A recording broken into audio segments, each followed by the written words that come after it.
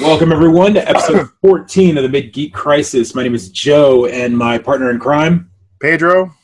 Hey, everybody. I am back from PAX South, and it has been crazy, let me tell you. I am filled with jealousy. So much jealousy. I know. I'm lucky enough to live literally 2 hours away from San Antonio.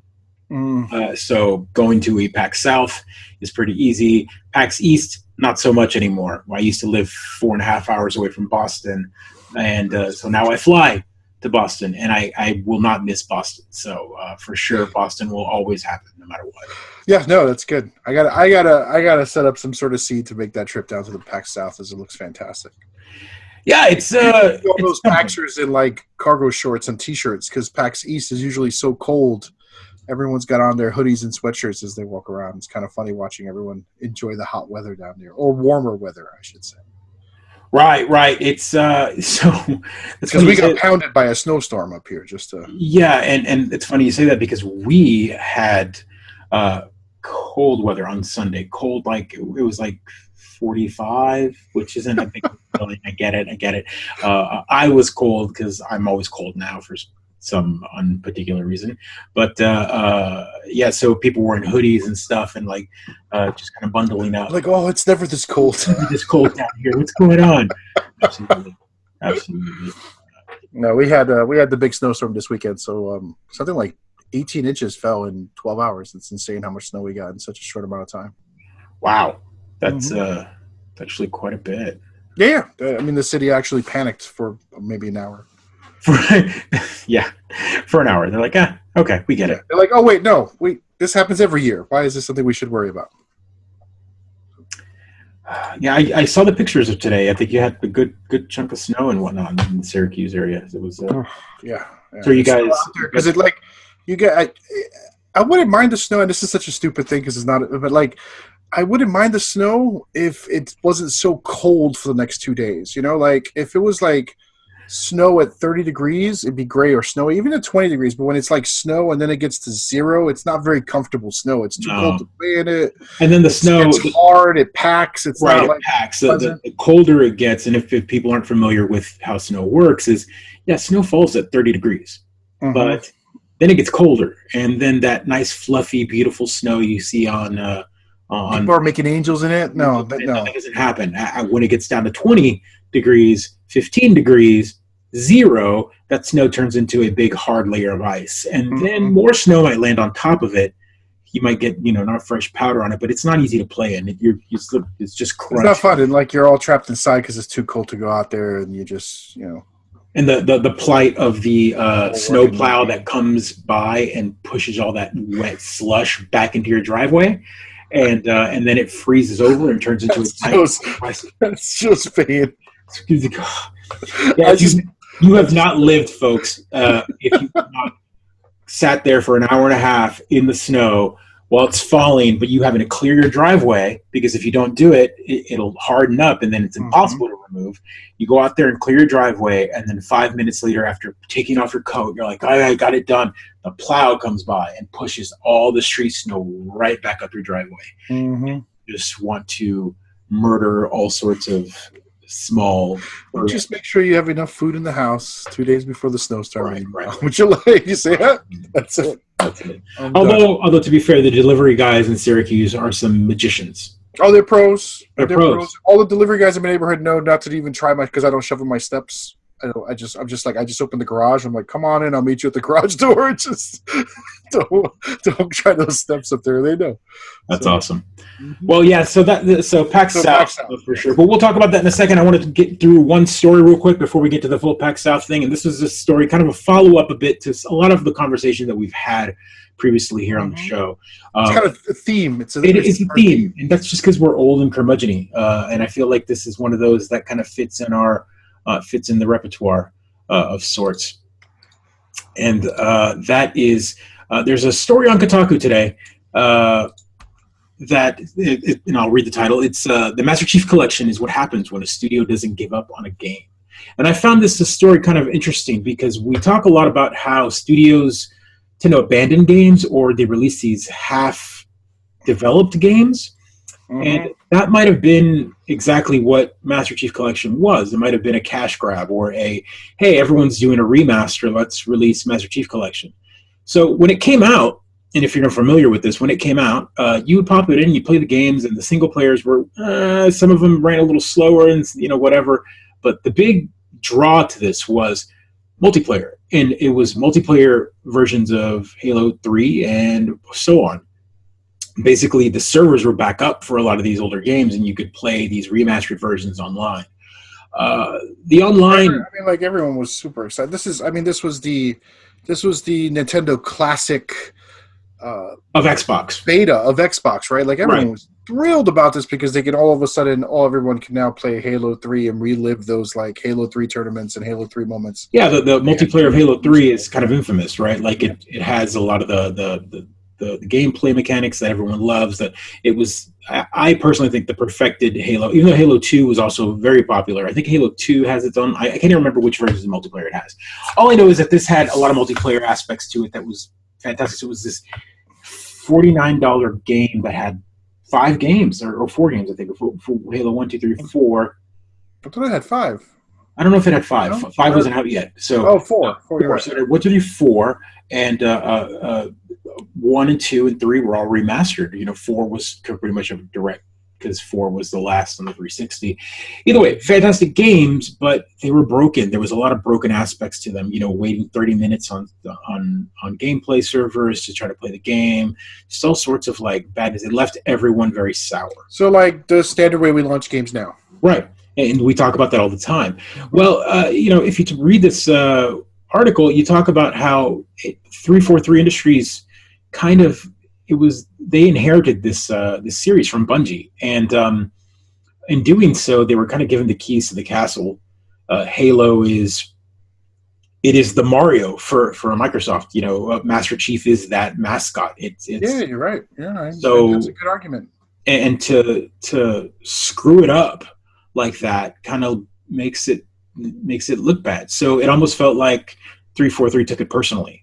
And they were like, we're not giving up. And so I imagine Microsoft took it personally as well and said, you got to I'm sure. Yeah, well, you got to fix it. The pressure from the major studio. So the interesting part about this is they saw it, they listened, and they started releasing updates. And so they released one like the mid-December of the year that it came out, and then they started releasing more fixes in late January of 2015. And then, as they progressed, they were releasing these small fixes. Fall 2017, they decided to completely just redo it. What's the guy's name? Ethan Gatch, the author of this article, does a good job of laying it all out so you can sort of see how many improvements and patches and fixes that 343 put out there. Yeah, and so this past summer of 2018, they released a 73 gigabyte update. And that's astronomically big. It's pretty much the entire game. It's so that's like a full-out 76 patch. Right. Absolutely. What they did is exactly the gold standard. The gold standard for patch updates. 70. So we've talked about this before, about how games that you buy on disc are no longer the game. So this goes right back. Well, this is a negative and a positive. The negative side is I own this on disc. Like I bought the disc copy, not the digital copy. Although you get this with the Xbox Game Pass. You can download it. It's one sure. Of course you can. So at that point, you'd only download whatever the newest version of the game is. I own it on disc. And so if I was to pop this in right now, brand new from the store, it would install whatever version is on the disc, and then it would overwrite it with a giant 73 down patch, which tells you that they rewrote the entire game. 2 days later, I'm imagining the ... dots Joe gets to play, right? Yeah. So again, that's summer, and you thought that's it, no more. Well, again, they've got a new patch coming out this month. I think it comes out January. So they're before the end. They're still fixing it. Yeah, they're still fixing it, which is amazing for a game that came out in I want to say November 2014, and has no content updates, right? So this is just improvements. This is not even This is not even like they're releasing skins or new. Yeah, maps. they're not charging you more money. As a matter of fact, this game just is practically free. If you walk into any GameStop or whatever, or any used game store, and you pick up a copy, you're going to pay like $10. Jeez Louise. Like $9, $8, whatever. I mean, it's probably traded it in 5 years ago, right? Or 3 years ago. Well, yeah, they traded it in 4 years ago, and they got 30 cents for it, of course. and they honestly, I think I got that. It brought them no joy. It brought them no joy. There was no spark. No spark. So I feel like we could spend an hour and a half talking about this topic, but it's interesting to me. Like growing up, right? We grew up with this. You bought a Nintendo game, and if it didn't work or was buggy, you chucked it in the trash or you put it aside. That was never going to work. That was never going to get fixed. That was going to be bugged forever. Then we had these this sort of updates now where you get an update and they'll fix it, but that's about it, right? It wasn't supported for forever. It was just like maybe 6 months of updates or one big patch, whatever.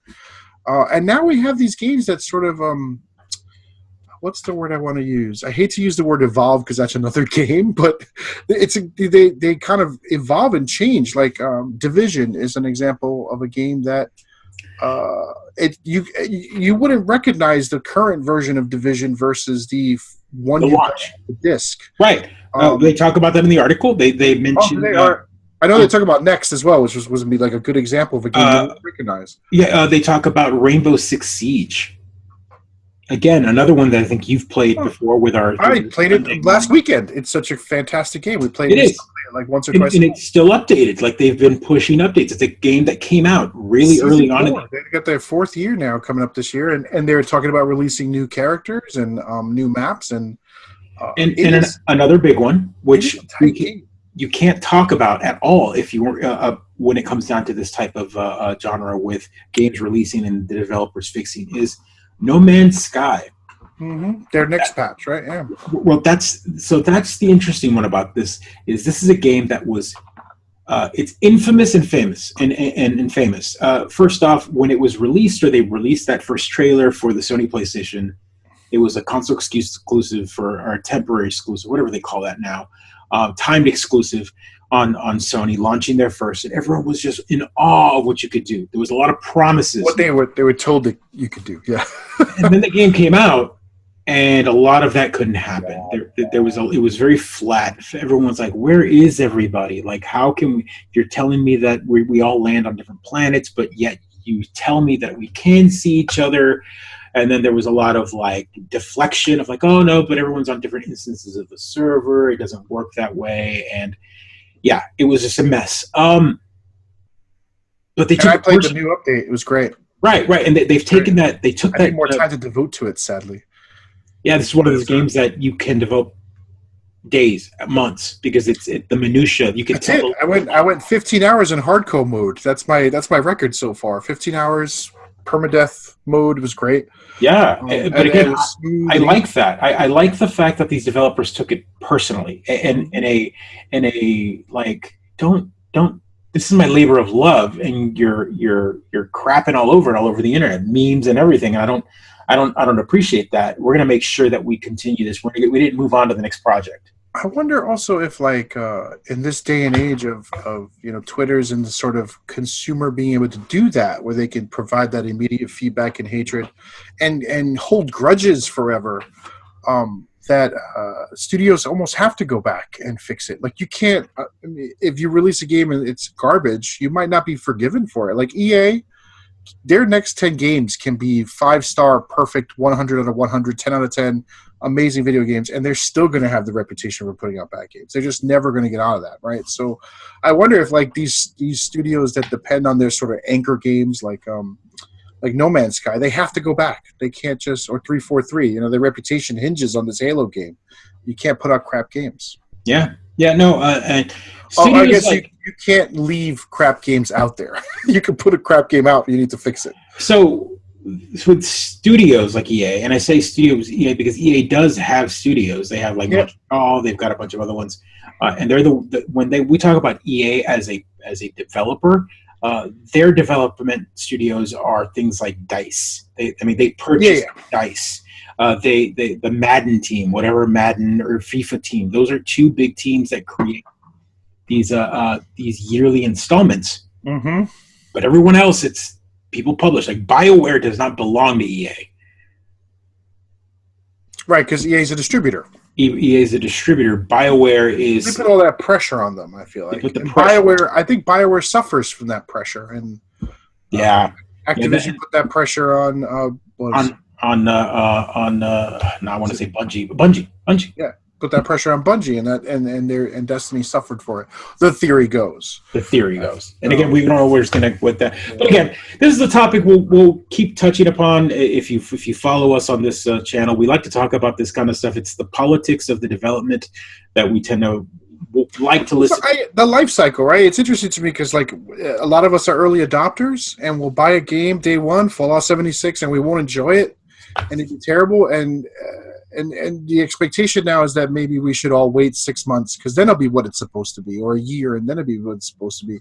How many of us will go back? You know, like Division, I played initially, leveled up to 30, found it boring, and then 2 years later, I came back and I maxed it out. Right. So right. I wonder what the formula is for getting people to come back to your game after you've gone through those sort of growing pains, those sort of moments where your game really sucked. Although Rainbow Six, I don't think sucked. Rainbow Six was just it wasn't very forgiving for casual players. Right. Rainbow Six. Yeah. So the on the flip side, there are games like single player games that come out. They burn bright. An example would be like Spider-Man. Spider-Man came out early fall, late summer. Mm-hmm. They released it. Boom! It came out. They dumped every month a DLC, and then now it's over. Like they released the last DLC in December.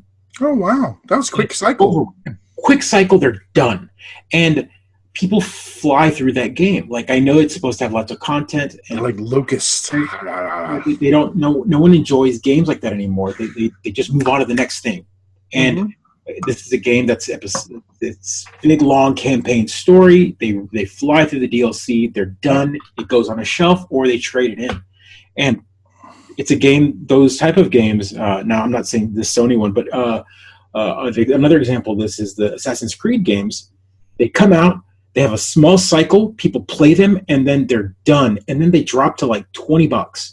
Yeah, $15. You can't get rid of them. They're like $45 for the full gold edition to get all the DLC. With all the DLC. Yeah. So I don't know where that falls into play with our argument here. It's interesting how some games we've got again long development cycles where they don't give up and they keep pushing it because they're developing some love to it, and then games like Assassin's Creed. What was the one in Paris? Unity, the one that had the infamous like engine that just was. It was their multiplayer attempt, man. It was. It just when it worked, it was fun. I love the multiplayer when it worked, but it just their servers just sucked, and it was also infamous for the engine, right? It was the new engine where it would like the face would disappear, and it was just like the eyes and the teeth, and it had trouble with the graphics. It's true. Yeah. So they tried too much. I do remember we picked it up. We picked it up initially, or a pair. My brother and I picked it up pretty early. We tried the multiplayer. It sucked. I put it down for 6 months. And then I was on a Chivo run, so I was like, let me go back and get all the Chivos. I heard and the patch. You downloaded a giant patch. And it was great. It was I got all the Chivos, and I actually got my brother to come back, and we played multiplayer, and it was a lot of fun, right? Like, timing jumps down and killing people at the same time. It's kind of like, I love those communication games. I feel like those games. We don't get a lot of those.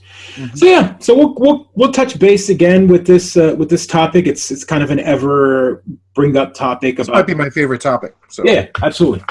All right, but anyway, push all that news aside. Push all this aside. The elephant in the room. Tell me about PAX South. PAX South. Let's go PAX here, dude. South. Oh man. So PAX South. If you're unfamiliar with this, with what is PAX? PAX is Penny Arcade Expo, and two fantastic people that created Penny Arcade decided to create an expo about their webcomic and all things geek, and it just evolved into this. Now it's just all things geek. And you'd be surprised how many people go to these conventions and have no idea what Penny Arcade is. They don't even know that PAX stands for Penny Arcade. That's fine. They're fine with that. That's fine, and they're fine with that. And it's great.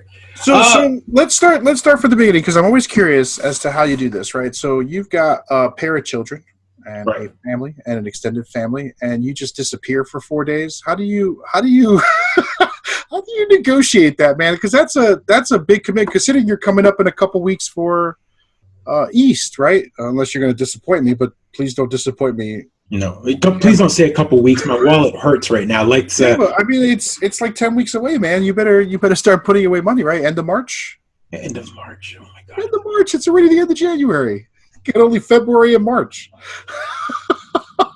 Yeah. That's the part where I'm like, how do you manage that, right? So I know. So PAX South wasn't that expensive, and No. Money is something about it, yeah. Money is a big part of it. I'm talking about family capital, because that's expensive. So family capital, I put it on the calendar 6 months in advance. Mm-hmm. I say this is going to happen, and we make it work. Now, of course, if I leave for too long, very close together, of course, things happen. A good example is I have a work trip. I have a 3-day work trip coming up at the beginning of February, and I'll be gone for 3 days again.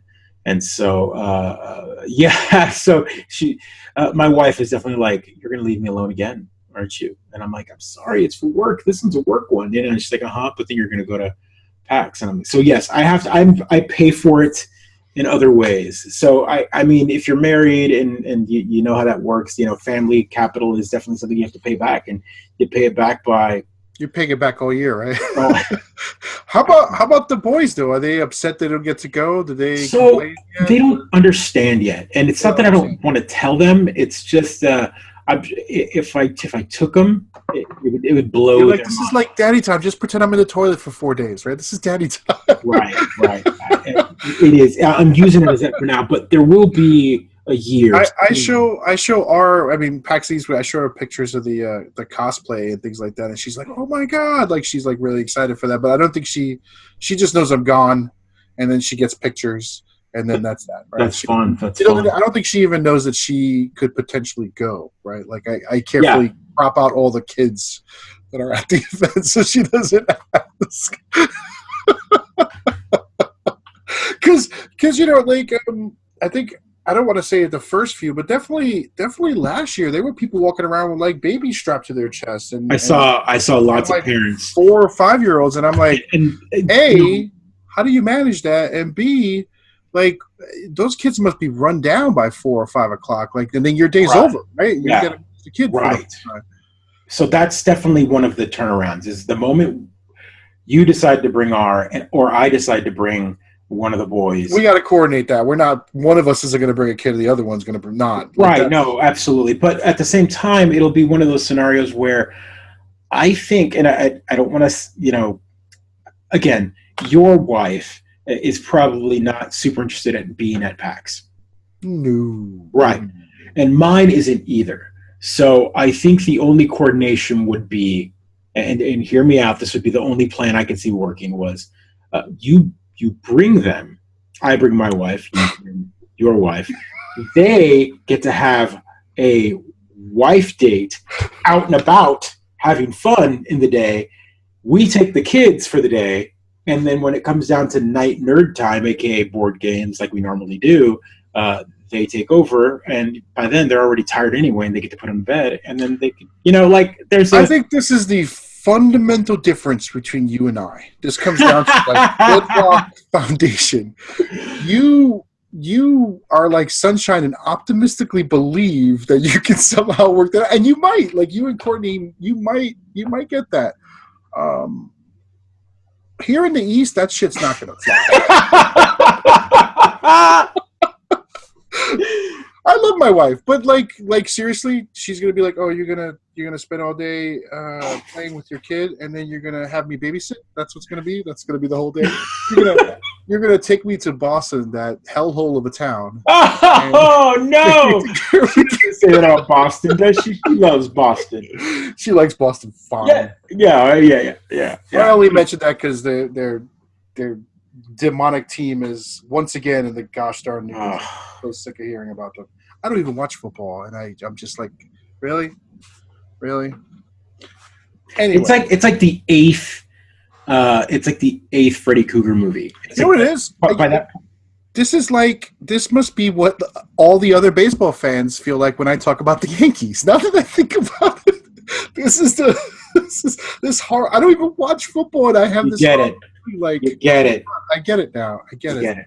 I never really understood it because, like, don't we love winners? Why is this a problem? No, not. There's a point where winners become just like losers, and it's because it's like it's not even the team. Like the team cycles. Like there's new players that come on there. This is their first appearance, except Tom Brady. Screw that guy. But there's other players that this might be the first, second. They haven't been there from the very beginning. So those guys are cyborgs, dude. They're cyborgs. They're cyborgs. But it's the fan base that turns nasty. It's the expectation of like, we're just going to make it again. And if they don't, they got cheated. Right? Anyway. Right. Anywho, football. Boo. Anyway, boo. No, I mean, like, I appreciate your optimism on that, but I don't see. I think it could happen. I don't see. We sweeten the pot with. I don't see us bringing our spouses for babysitting duty to PAX. I don't think it's babysitting duty. I think it's just no. Well, think about it. Like they get free time the entire day. They get free time. They get free time. They get play time the entire day, and then at like 7 o'clock after we've ran those kids ragged at the con, where they're just exhausted. We were like, "Oh, the kid's in sleep. Here's the hotel card. Bye." Yeah. Well, then they're tired from all their day, and they just want to sit back and whine. And so our kids get put to bed, and then they just sit back and like drink wine. Yeah, we come stumbling back, reeking of nerds, cigars, and scotch. Wake up at 8 in the morning to be like, "Oh, we're gonna do it again. Let's do it. Let's go." That's how it works. Isn't that PAX, man? That's my motto for PAX: burning the candle at both ends, baby. I know I couldn't last year, but I'm looking forward to trying again next year. I did it this year with these kids, and let me tell you, it's phenomenal. PAX South is a way more low-key PAX than PAX East, for sure. And if you follow us on Instagram, you probably saw all the bombastic pictures that I put up. But to be fair, if there was a way for me to show you how PAX is compared to East, there's shoulder room, man. Like there's huge gaps of space in the convention center where you could like do flips. It's probably a bigger convention center, right? This is my running joke about Texas. Well, I don't think it is, and if it is, I don't like it. I don't like the layout of the convention center in San Antonio. To get to the theaters, you have to walk all the way around. You can't like PAX. So PAX East, you cut through, and there's ways to up it. That it's just different. The entry points for certain things are just all laid out wrong. It's gotcha. I don't like it. I don't like it at all. There's a whole wing of PAX South that I didn't even go. I've never been to because it's such an inconvenience. Because if you're back there, you can't get back the other way. You have to walk. It's just a mess. I gotcha. But the expo hall is fantastic. It's gotten bigger and bigger. It is filling more of the expo hall, but it is not a PAX East. It'll, and I think that's the key. They don't want it to be. They really make PAX South, Pop Read and Penny Arcade. Make it more accessible. The tables, I think the booths are cheaper. Traveling to San Antonio is cheaper. Hotels are cheaper. I mean, it's January. It's a better time of year to travel anyway. I mean, all of it is just cheaper for everybody. East and West, on the other hand, are expensive. Seattle and Boston are expensive. Expensive cities, yeah. So that's the big difference. And so I think companies go big or go home there. And that's why we get all three of these big developers, Nintendo, Sony, and Microsoft show up. Microsoft was at PAX South this year, and they had it was a tiny booth, man. Like it was just it's representation. They just it was a representation. They had a booth. They were showing Crackdown 3, sort of. It wasn't even playable. They were just like, hey, Crackdown 3's coming, and you walk into a line and they'd give you tokens, and you do a claw machine, and the claw machine had like special like gift cards or whatnot inside of the bubbles. And, or pins. They had Game Pass pins, really, really nice pins. But then they then give you another token, and it was a vending machine, like a snack vending machine, and it was games, just Xbox One games, and they give you a token, you hit a button, they drop the game, you open up the box, and inside was a 1 month, 2 month, 3 month card to Game Pass. Oh, neat. So basically, they were giving you free months of Game Pass. So they're like, "Hey, you got this game. You like, how many did you get from me?" I got a few. I did. And I want to thank the representative at Microsoft for handing me a nice big stack. Yeah, I bet. That's, yeah. You know me, man. Like I made friends with the guys. No, it's great. You're a smoozer. That's awesome. I'm like the introvert. You're the extrovert. We got a good Felix and Oscar. So and again, as my partner could probably tell you at length, is when I go to PAX, I'm talking to everybody. Like if there's one person that I don't talk to, and I get their name, I get their contact info, and then the next following year, if they're there, I go, "Hey, man, what's going on? You remember me?" And if I hit that right note, they go, "Yeah, I remember you," and I'm like, "There we go." And now we've got a connection again. And so that's how it works. Like having drinks, exchanging Christmas cards, and I'm all alone. Oh yeah. So games at PAX South, man. So PAX South is heavy on the indie side for sure because it's cheaper for everyone to show up. No, that makes sense. Yeah. And I've posted a lot of the games that I'm going to talk about here. I'll start off with one of them, just right off the bat. And this is a small studio based out of Austin. Let's do like 2 games you liked, and then do your game of the show, right? And then we'll do 2 games that might intrigue some folks. Let's do that. So I will start off with the game. One of the games that I loved to play that just kind of blew me away was Res Please. Res Please. I like a lot of games out there, and again, this is just the ones that stick out of my head because I like the concept. Res Please is a great little multiplayer, like couch multiplayer. I don't think they're going to do online. I think they specifically said that they wanted it more couch based. It's 2 players or 1 if you want to play by yourself, but it's 2 brothers, and they're bad at magic.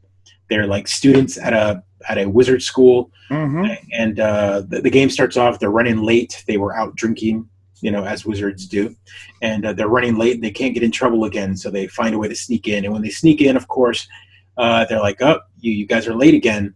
And they tell one of the brothers, "Okay, well, I'm sure you can show me your fire spell or whatever, how to light fire." So he makes the other brother hold a candle up, and he says, "Now light the candle." So he's like sitting there trying to do it. He's shaking, and all of a sudden the brother holding the candle explodes.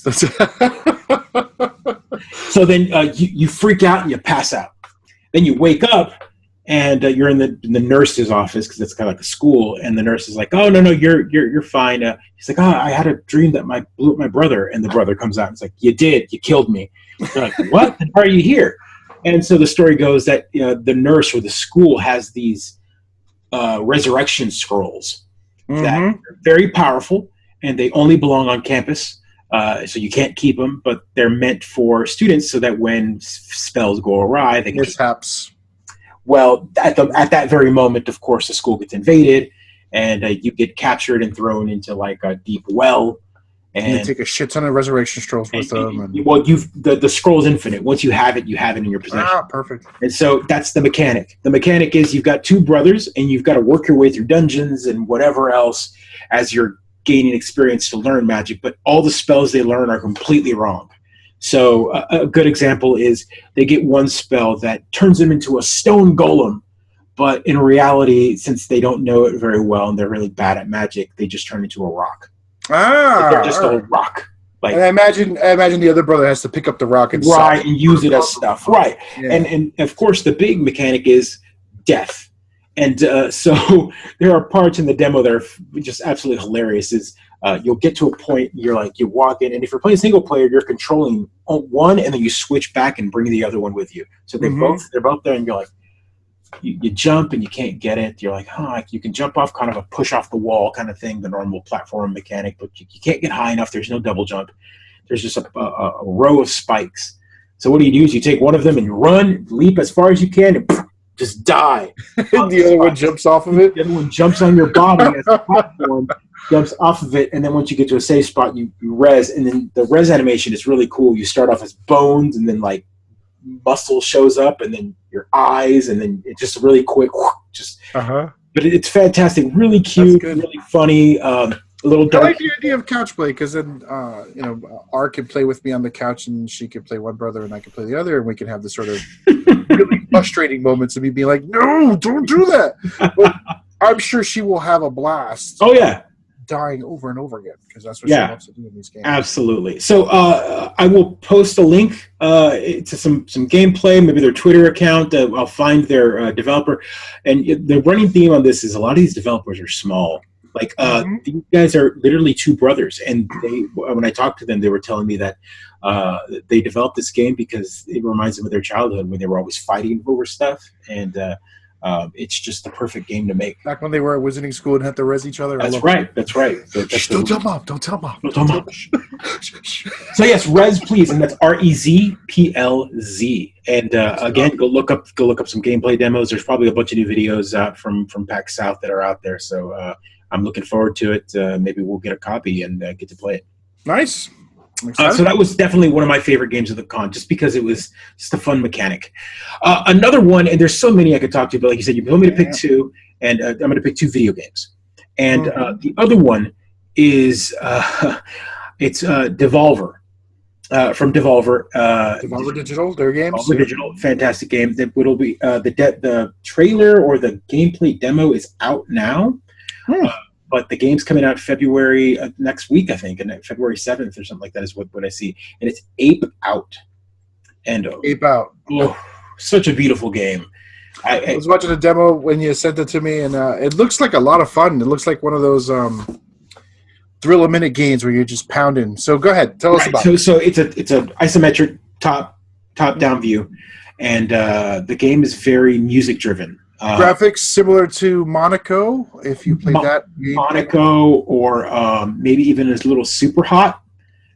Super Hot, except it's top down. Yep. Top down, so very reds, blacks, yellows, very contrasty colors, and it's a top down view, and you are a gorilla, and the gorilla is, you start off in a cage with a big glass screen, and the game literally starts off, you hit the button and you break through the glass and you kill the first guard, and the credits roll for the first time. They're like, game presented by, every time you kill one, the big letters come, and you run, and then you kill the next one. It's like indie game by so-and-so. Very cinematic, kind of a 70s. Super Hot did that too, but yeah, totally. Very 70s mod, kind of like, I'm trying to think of like those not the blaxploitation movies, or the 70s, like I'm just trying to think of like that mod style. I can't think of like Mod Squad kind of thing. Sure, I understand what you're saying. I can't think of it either. So every time you kill a guard or whatever, a symbol crashes, and so it's kind of Deadpool did that.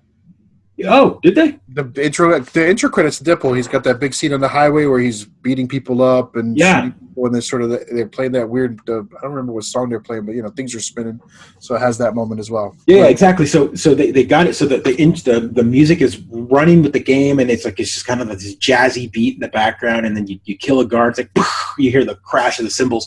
Beautiful game, top down. Guards are bright white. You're red, and what's really cool about the game is, as you're running away, you're grabbing these guards and you use them as human shields, and you throw them against the wall and they explode, and when they explode, they leave a big blood pile, and it's big, real satisfying gameplay. It's 3 buttons or 3 mechanics: move, grab, and throw, and it's the triggers. So hold for grabbing and throw them. I mean, it's just a very simple mechanic. Like that. You get shot, and your blood's like kind of orangey. So as you're running, you kind of leave a trail. So you don't have a health bar. There's no interface, no GUI, no anything. You don't know what their score is. As you progress, I guess you heal with time. But if you get shot, you're leaving little puddles of blood, and that makes the bigger the puddles follow you. Oh, I see. As you're going through the maze that is the levels as you continue, if you leave too many guards alive behind you, if you stand still long enough, they'll follow that path because they know where you are. You get to a point, one of the great scenes is when you do die, the game is pretty instant about kicking you right back to where you were, your checkpoint. It shows you a top-down view, and it backs out completely and shows you a white line of the path you took. And it says dead in big letters, but the inside of the dead is the whole map of the level, like a whole over layout of the level. It's beautiful. Go look at it. Is it like a roguelike, like randomly generated maps? Do you know, or is it maps where you have to sort of time your kills? I can't tell. I don't know if you could, if it's randomly generated or if the map is stationary, because I only got to play it for about 10 minutes. And you're so focused on like just trying to get through it as far as you can. I got to level 4. So listening, games called Ape Out. I recommend they watch the demo because I watched like half the demo. The music is really great, and it like matches the sort of visceral violence you're inflicting on these guards, which typically I don't like those kind of games, but this kind of like pixelated top-down view looks like a blast. It feels like there's a story that's going on here, like you're some sort of like science experiment, like they've experimented on you, and so like there's some... You're taking revenge. You're taking revenge against these guards. Millions of guards. I love it. So yeah, that's a fantastic game for sure. So what was the other question you asked me? There was two games I picked, and the game of the show, the one that wowed you the most. Wow, game of the show. You know, I won't say it's a video game. I mean, I loved all those games, but it wasn't a video game. Wow, good thing we cover everything here. It was a board game. Nice. For me, it was. And again, I'm sure other people had other experiences, and there was other games out there that they really wanted to play. Mm-hmm. My personal game of the show, only because I had such a great time playing it, was Comanauts. Okay. So this, I've not heard of it before you mentioned it on your. It is a board game from Plaid Hat Games. Okay. And I think it's who's the developer here? I want to say it's James. No, Jerry Hawthorne. Jerry Hawthorne is the game developer, and I want to say I know what he's done other games before. How do I recognize that name? He's done. Let's see here. I'm pulling him up on Board Game Geek.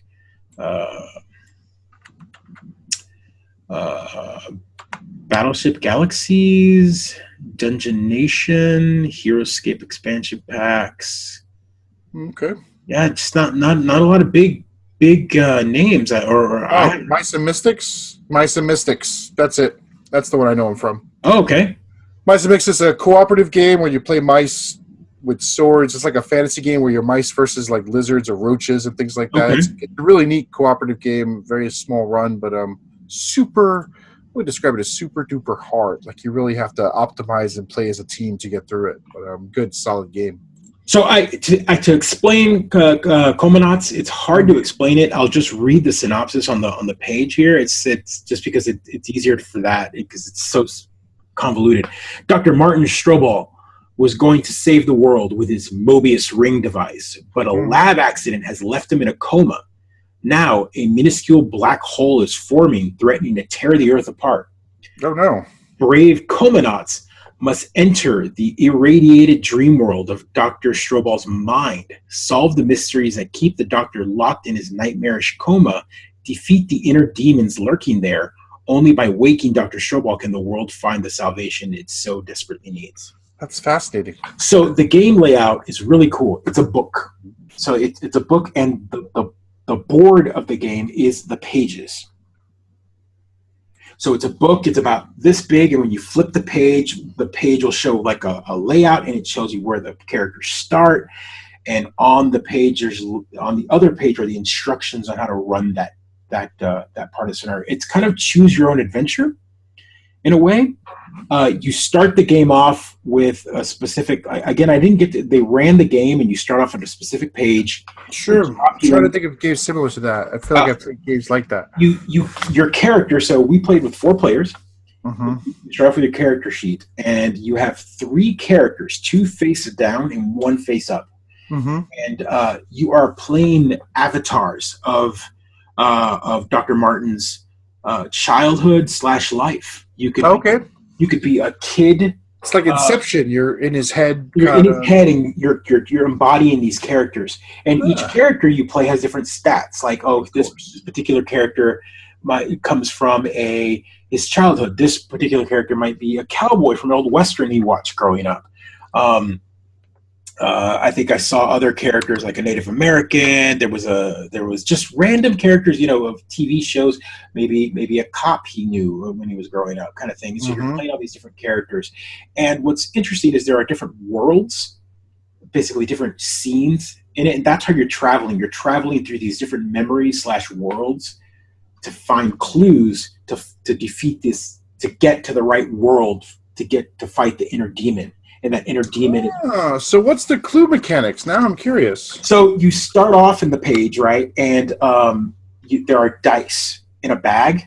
And every time you go, you pull 5 dice, and the dice are different colors, and the different dice do different things. Like the black dice are the enemies, and they kind of, as you put them on the board, they raise the danger level. And when they get to a specific point, then it gets like you're from safe to alert. Trippy. Like it goes into a trippy mode. That's where enemies might come. And depending on what world you're in, those enemies could be anything from robots, if you're in a sci-fi world, or like police. They could be police, where you're in his childhood home, and you're basically going through a memory. And for example, the one we start off in his childhood home, and you're playing. I think I played a cowboy, and my friend played a teddy bear. It was a walking teddy bear, which was his teddy bear growing up. Sure. I can't remember. There was a Native American female, which was kind of like an Inside Out kind of thing. Right. So what's interesting is when you're in a world, for example, I'm the cowboy. We were in a sci-fi world. You are immediately out of place. So your character fits in certain zones where you wouldn't be suspicious. But if you were to walk around in a sci-fi world as a cowboy, you're clearly out of place. Or a walking teddy bear, you're completely out of place. So you have to switch characters? No, you can't switch characters, but you could put disguises on. There's you have slots. So you have like a chest slot, 2 arm slots, and that can be weapons. A head slot. I mean, it's really neat. I suggest you look at. What's the playtime on it? How long did you guys demo it? So we played for at least 3 hours, and that's only because it says 60 to 120 on the back of the box. Sure. And that's only because you can play it as a campaign. I think you fight one inner demon, and then you start over, and then you can keep kind of playing until you fight like all the inner demons, and that solves the story. No one single run will give you the entire story of what's happening. I can dig it. So it's That's interesting. I wonder how it. I don't know, man. Like I've never played a game like that, but it was really cool. Like again, an elf. There's a robot, and the robot is from, again, a sci-fi like story that he might have watched when he grew up. There's a trailer there. If you scroll down on the main page, there's the coming out trailer and release date. And it says coming January 24th, so it looks like it's about to release. Yeah, he demoed it there and released it. I'm surprised you couldn't buy copies there. Oh yeah.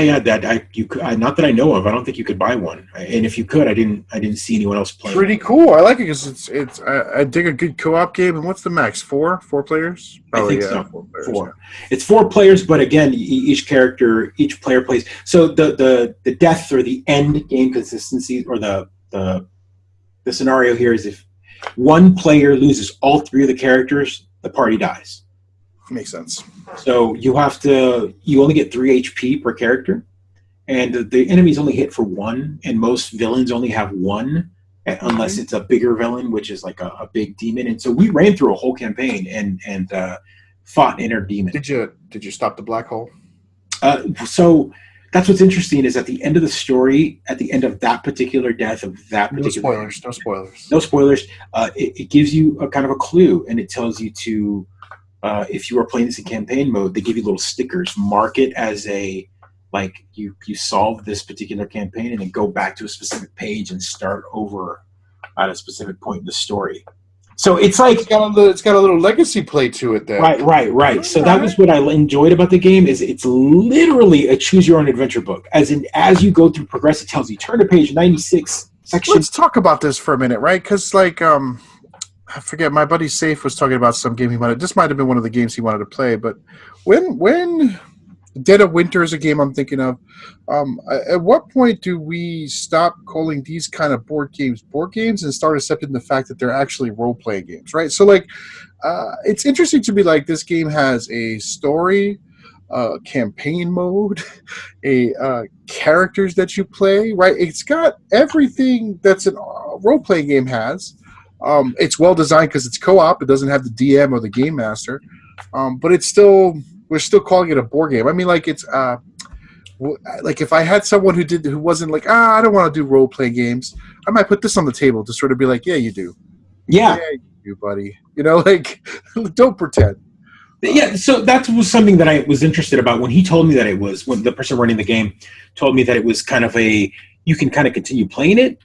Mm-hmm. It really interests me a lot because at that point what's the best way to put it? I was interested in the fact that this could be a campaign, like this would be a D&D night, or this would be, you come back and you kind of pick up where you left off, and it's a way to introduce somebody without having to invest the money, right? So you can slot it as a DM. Like if you've got 4 regular players and 2 of them don't show up, you don't have to cancel game night.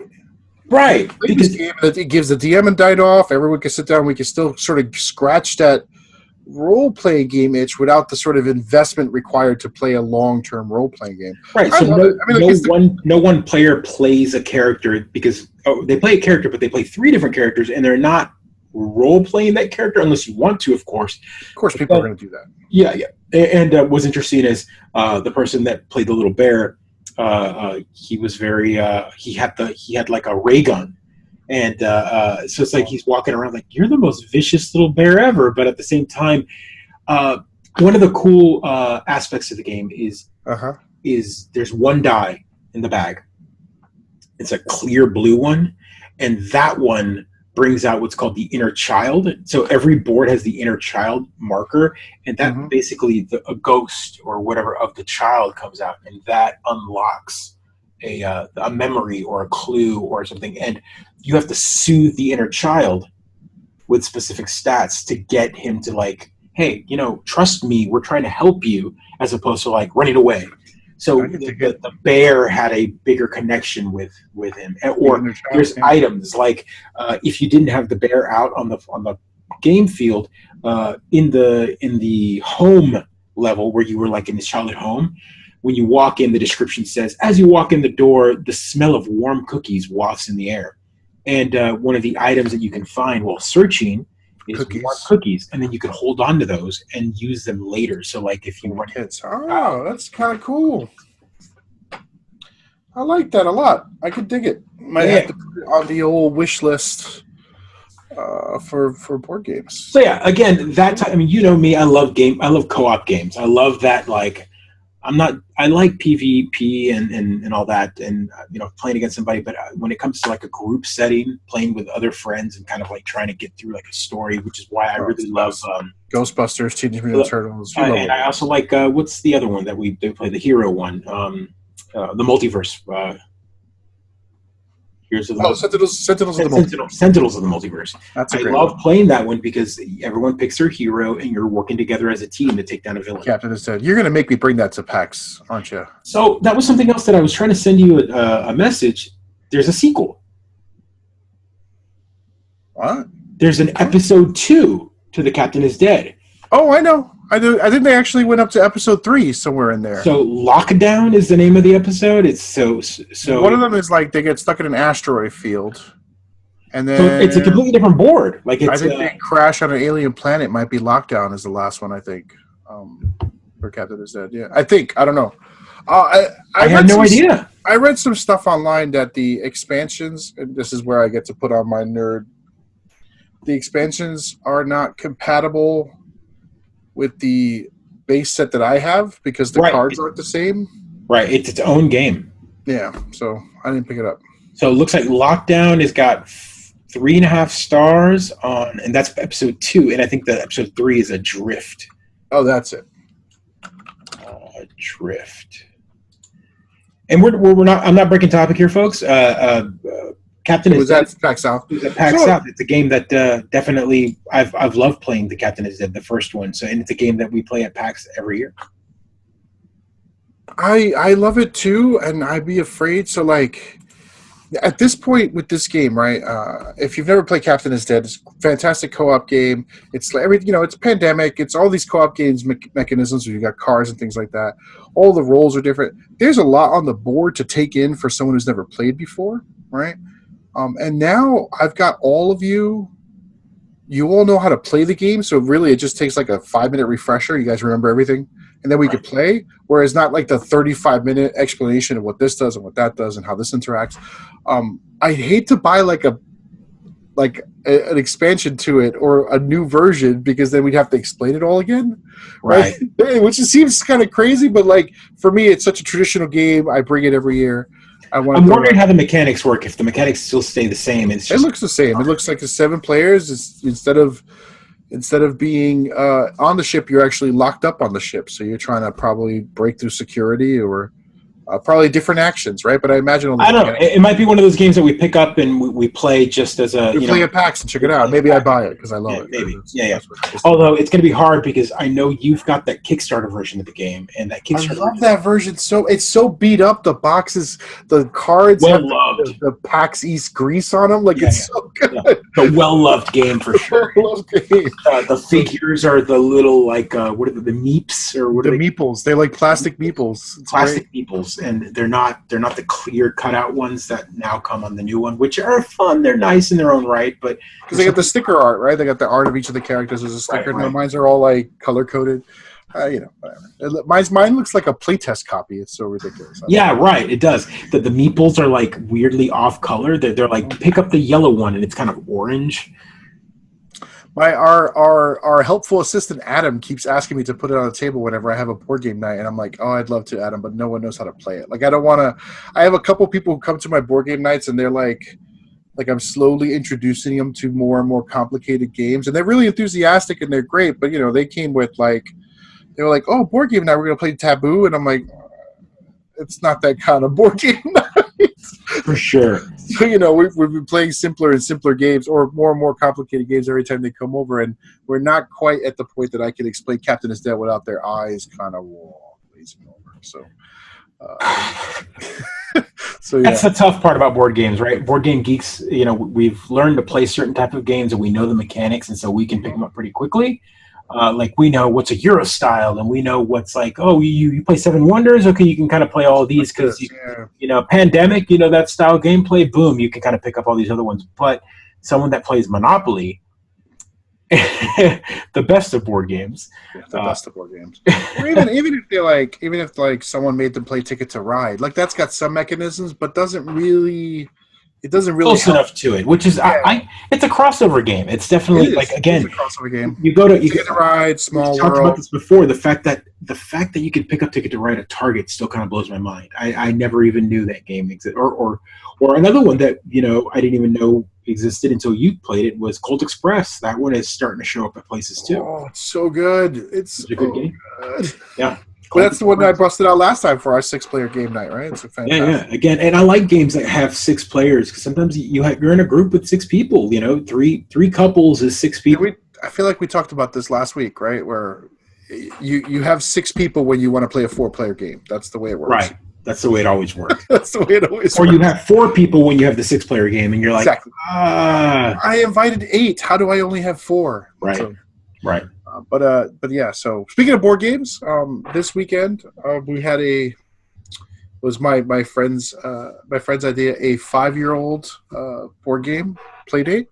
Yeah, R got to play with her. I hesitate to call 5-year-olds friends, but her friend. Yeah, her kid, and we played. He really wanted to introduce us because he knew we play board games. To his new favorite hotness he got at Christmas. It's called 5-Minute Dungeon. And I can't recommend it enough. It's a very simple game. There's each player has a character. So you might have a ninja, and if you flip it over, the rogue is on the other side, or a barbarian gladiator. It's got male and female versions, right? So it's kind of neat in that way. Wizard, sorceress, paladin, Valkyrie. Each character has their own deck, so each color character has their own deck, and these decks are very simple and straightforward. You've got a dash card, an attack card, a spell card, and then some wild cards, and every deck has their own kind of wild cards. And the intent is to get through a dungeon, right? So you play, there's a little app that you play with it, and it starts a timer, 5 minutes, and a card will be flipped. The first door, it'll flip, and it'll be like a goblin. And to beat the goblin, you need a sword, a shield, and another sword. So now all of us are looking through our cards.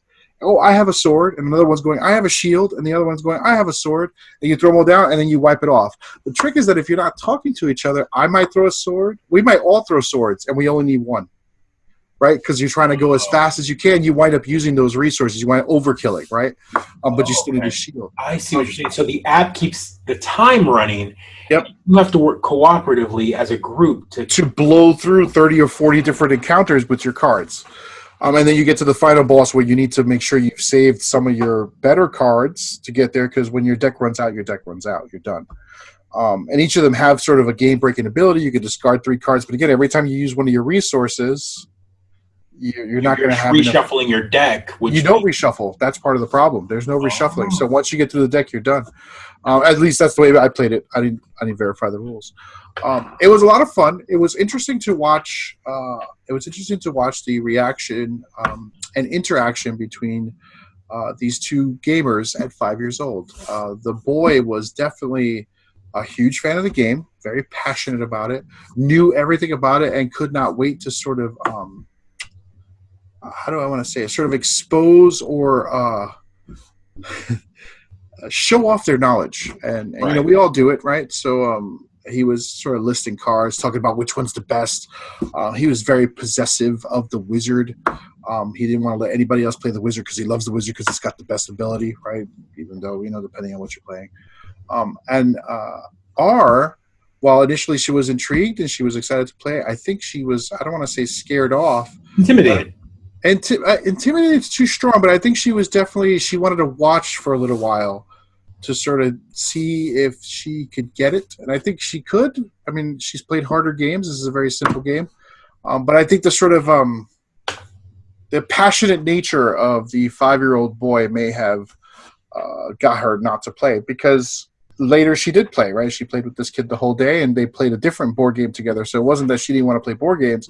I think it's just that she was immediately intimidated by the amount of information that was coming at her, right? She couldn't consume it, the passion, So did they play a board game that she knew? Yeah, they played a board game later that she knew that she had played before, that I think she was already confident in playing. Right. So that one also, it's interesting. A lot of these games for kids, a lot of these games have iPad apps associated with them, right? So she got to sort of play this iPad. It's called Battle Beasts. It's kind of a stacking game, kind of a neat game. And so yeah, so it was I don't want to say disappointing to me, because I wanted to get her play, because I was like, you know, you can't let. I shouldn't say you can't let, because I love the kid and I love that family, and if they listen, I don't want them to think that I was upset. I was more like, why isn't she playing? How do I get her to know that she can play too? That there's no way she can. And there's nothing wrong. The little boy probably didn't do anything wrong. The boy was being a little boy. You know, I'm speaking from. You've got 2 boys. I've got 2 boys, and my boys are rough. They're in your face when they know something. They know something, and when they want to tell you, they really want to feel that. I tell you a dozen times, dude, and she does the same thing, but it's interesting. I feel like she doesn't do it around.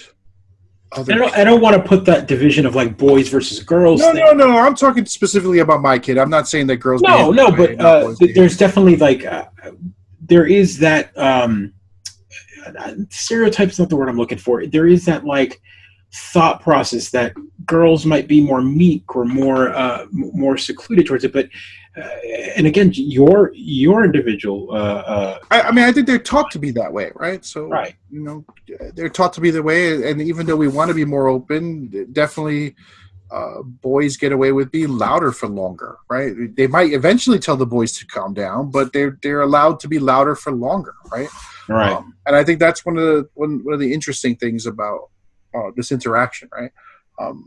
I'm going to buy the game. And I'm going to play it with her, and she's going to love it. And then she's going to go to this guy's house, and she's going to play with him, and she's going to love it, right? But I think I was I don't want to say surprised. I was educated by that interaction, and now I need to figure out how to get her to understand that she can try and not feel like she's going to. She can be just as loud as he can. She can be just as loud. She can be just as confident if she wants to be. That's the confidence. I think that was the situation. I think it was a new situation. It was situation.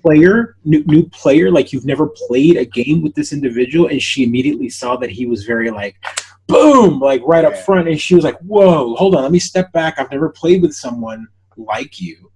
And I think that's it. That's exactly right. I've never played with someone like you. This is a whole new game. Let me step back and watch for a moment. Let me observe the game. Let me learn it so that I can come back with that level of confidence. But until then, I'm going to stay reserved. And that's okay. Yeah, and that's okay. That was and I've run Amazing Tales for these two as well, for R and E, before, the Amazing Tales role-playing game for kids, and a completely different experience. And I think is because E wasn't as familiar with the game as R was. Right, so it's kind of there's because I don't want to say he took a step back. He definitely got excited about his character, but it was eye opening, right? So I need to figure out I don't want my kid to be that way. Play the game, or at least try the game once, and if you don't like it, don't play it. But don't be meek about it, right? It's hard for me to accept that for my kid. So. But I also was highly encouraged by 5-year-old board game events, right? So why have a play date? Why not have a board game play date, right? Like that's great. Play some board games, right? And 5 Minute Dungeon, if you haven't played, it's by I think it's Spin Master Games. They make a lot of like Target-esque games. It comes in a weird box, which I hate because it doesn't fit in with any of the boxes that I own already. But it's very simple, very fast game.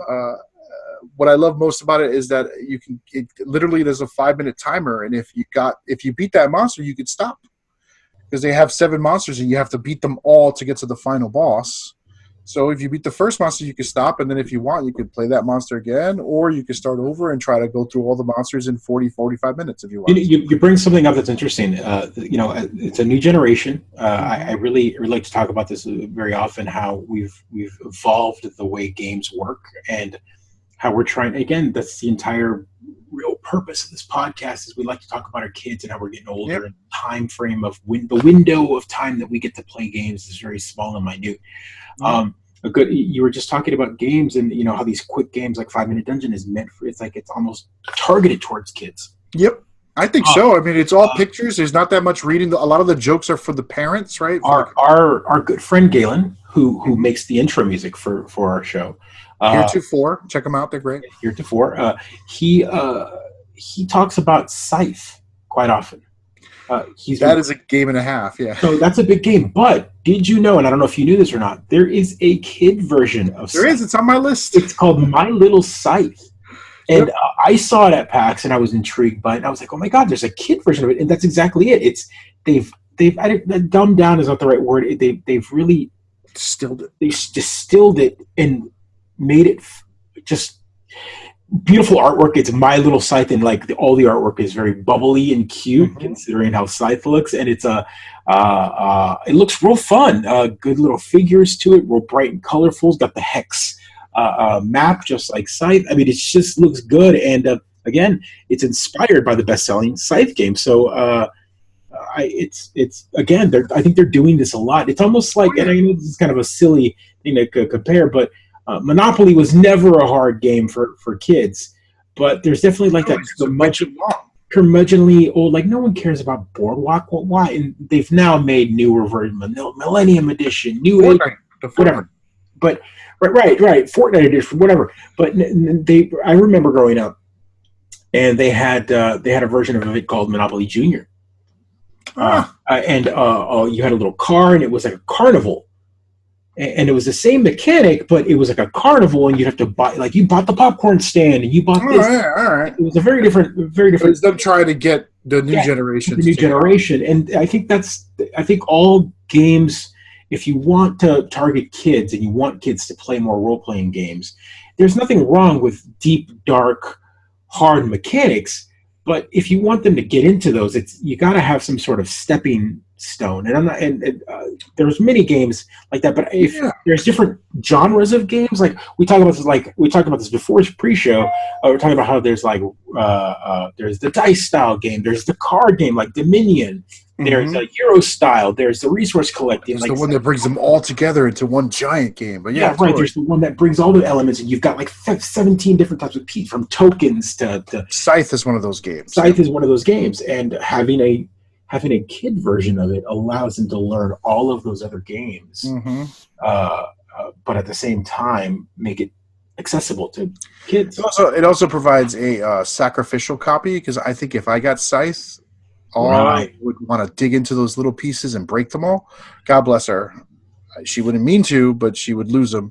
Hey, you've taught her well. You pull out your Dungeon Forge set and allow her to build these awesome. But Dungeon Forge, man, you could drop. Yeah, I mean, like it's made of what is it? What is it? Dwarvanian? Forged by dwarves in the fires of Brooklyn, right?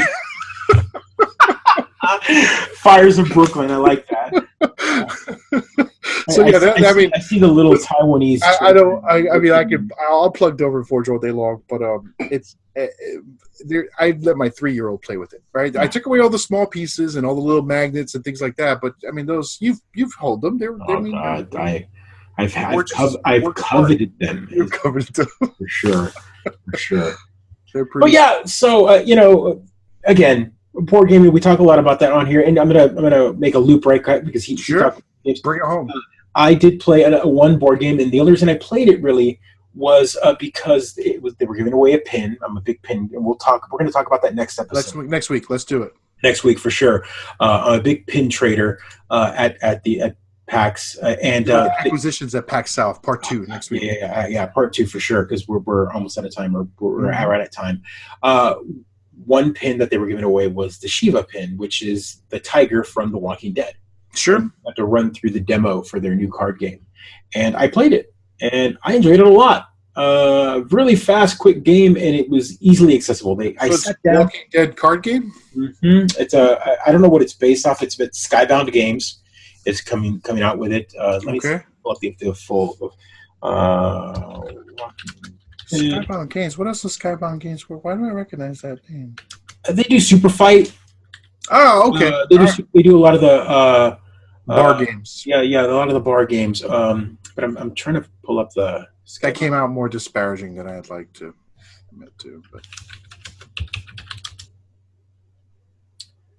Super Fight. Let's see. Store Skybound.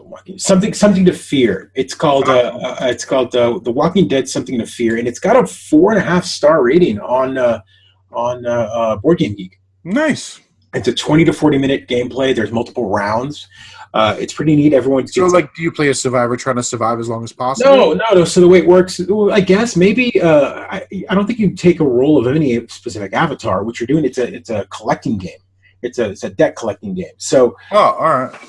Everyone starts off with the same deck. You get 9 cards, and the 9 cards are basically the different heroes in the story, from Andrea to Carl to all. And one of them gives you money, and the other one gives you. Well, you have all 9 cards, and you start the round by placing one card face down, and each card has a number on it, and that's the order of the number. So 1, 2, 3, 4, 5, 6, 7, 8, 9. Sure. And you start off with the highest card downwards, unless someone plays a specific card, Carl, which starts from the backwards. Carl, and you start from 1 down to 9. So gotcha. Anyway, but you play those, and then as you play, you attack. They put 5 cards or the number of players plus 2, I think it is. Okay. And you put out the row of cards, and you kill the cards. And when you kill it, you pull the card and you take it out of your deck, and you're collecting from walkers, which have point values, to walker hordes, which are a wild card, to Negan. So it's not cooperative. Each player is trying to score as many victory points as possible by deck. Right, and there are certain cards where they tell you take a card from another player. You're willing to take any of their card, and you add it to your deck, and they can screw you over by giving you a specific card that you. A little bit of Dominion, a little bit of martial law, a little bit of Ascension. All right. It's a pretty quick game. I liked it a lot. It was really quick. I thought I wasn't going to like it. I was really just in it for the pin, but and because I'm not a big franchise. What is it called? Sponsored games with popular franchise games. Yeah, they're usually not that great. Again, I was very hesitant for the Ghostbusters and Team Ninja Turtle game, the TMNT game, but I love those 2 franchises. You really like those properties. I dig it. I like the properties, and the board game developers really sold you on it. They were good board games, so they made the board game first around. What is it called? The whole enchilada, or what's the pizza one called? The big pizza box one? Oh yeah, the complete the works, as they call it. Beautiful. A giant pizza box. Yeah. So that was a fun one, and the only reason I bring that one up is because when I sat down and demoed it, it was like me. Typical to my right was typical board game geek that knows all the rules to everything. In his hoodie. So me, I was no, dude. This is like the min-maxer. Ah, the min-maxer. Gotcha. Right. So he was there, and he was like analyzing every card and whatnot. And then a family, mother and father were there, and then like the 3 daughters and the son all sat down. So it was like 1, 2, 3, 4, 5, 6. So it was 2 board gamers and 4 kids, and we played. And the kids didn't get it at first. Like, we ran through 4 rounds. I think it goes up to 9 rounds. Mm-hmm. We went through 4 rounds, and sort of throwing down the cards. And they learned the mechanic. By the second round, they were like screwing people over and screwing me over and taking my cards. And nice. It worked out. But it was, even though it was zombies, it wasn't ultra violent. I mean, there was nothing violent about its cards. It's just art on the cards. And right. The game mechanic was fast enough that they picked it up like that. Yeah, I think, if they have some background, they can pick up those games. And obviously, it's been a priority in this household that our plays board games with her father. You've made the joke yourself. She's my player too, right? I can play all the board games. All my 2-player board games. I'm no longer collecting dust. I hope once she's older, right? She's definitely. I've noticed now that she's 5, right, and she's kind of picking up reading, and she's starting to make connections. Stronger connections to her actions now build up a foundation for future wins, right? So she's starting to sort of figure that out, which is huge, right? That's a big moment in board gaming. And so I'm excited to try every single board game that looks like she might get it and is relatively fast because and not for her. If I'm honest, it's for me. Because playing more than 20 minutes with a 5-year-old is hard to do. Oh, no. Everyone out there who does it, I get it. But they start getting frustrated, start getting mad, and I start getting frustrated, and I start getting mad. So there you go. No, absolutely, I get it. 5-minute dungeon, fun time. I get it. You play board games with your 5-year-olds or younger kids or older kids. I haven't played many yet. I want to. I want to play some with mine soon, and I just got to find that right game. I've been buying because a lot of my board games are I go out big and buy the $150 big bundle set. I need to pick up a couple of these fun little card games where I can teach them. Boss Monster might be one that I might play them just because it's simple. Give that a whirl. Yep, you got one on the way, so I'll be sending you one. Not Boss Monster, but I think I've got one that will work out well for you guys. All right. Yeah, once I get the package all together, which in my typical fashion will be soon. TM, right? We'll go back to the World of Warcraft. The patch it's coming. I swear it's coming. I swear it's coming. So, guys, I think we're going to hit that time mark there, where we're at 1:15, give or take. I'm going to put show notes this time around. I've been pretty good about keeping track of what we talked about this particular episode. And I want to link all of these guys. A lot of these developers. I wrote some notes down on who I talked to, and there's some more that I want to talk to next episode. But all of these developers were very forthcoming. They were very nice. They were very embracing of the whole, hey, I told them all about this podcast, and it wasn't me selling them. I was just interested, like I normally do for every PAX. But I totally gave them a card and was like, hey, give us a listen, because this is a show where we talk about our kids and our family and how we're just trying to raise our kids in the best geek way possible. Yeah. And that really piqued their interest. You'd be surprised how many of them were like, that's who I'm really focused on hitting. I imagine a lot of these developers are there or will be or thinking about being families, right? So, oh yeah, and friends with families. One game particularly, which I'll talk about next episode, said, the reason I made my game is because that we can pick up a round and I can play with my kids. That's awesome. That's exactly right. So the golden age. It is a golden age for sure. I can't emphasize that enough, guys. Speaking of golden age, thank you for listening. I'm going to do the business part here, right? Please follow us. I want to thank our Instagram followers. We reached 100 followers this week or last week. We did. Yeah, we did. It's a small milestone, but we should celebrate small milestones. So thanks. Love it if you followed us on YouTube or if you shared us out there. We got a few new YouTube followers this one. So hi there, guys. Chit chat with us, post some notes, post some thoughts, post some hate mail. One last one. Thank you to my brother who sends me pretty much a hate text every week as he listens to this show. Thank you, V. You are a total jerk.